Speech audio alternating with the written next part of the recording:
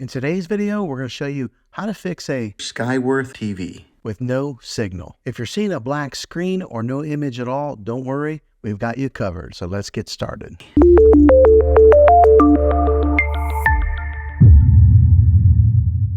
Step 1, check your connections. First things first, let's check all the connections, ensure that all the cables are securely plugged in, and this includes the HDMI cables, power cables, and any other connections that you might have. After you've done that, let's move on to the next step. Step 2, select the correct input source. Next, let's make sure that your TV is set to the correct input source. Using your remote, press the source or the input button to cycle through the available inputs until you find the one that your device is connected to. If you have multiple devices connected, make sure you're selecting the right one.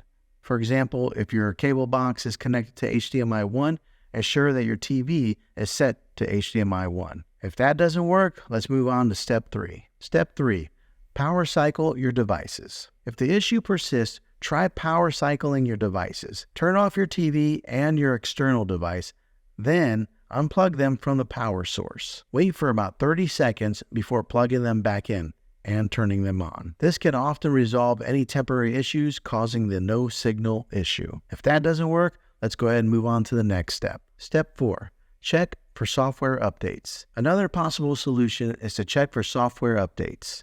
On your TV, go to Settings menu, then select Support and Software Update. If there's an update available, follow the on-screen instructions to install it. Depending on the year and model of your TV, this may look a little different.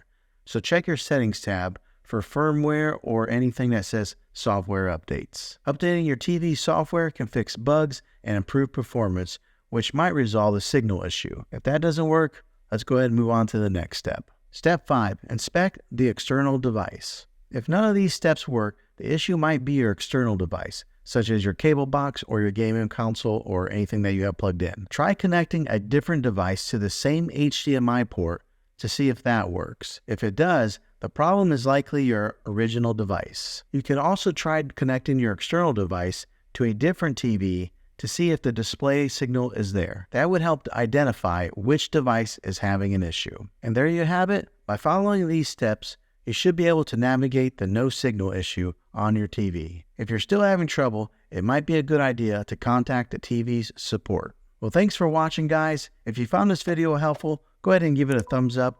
Go ahead and subscribe to my channel. I make tech videos all the time, and I would love to have you back in the next one. Take care.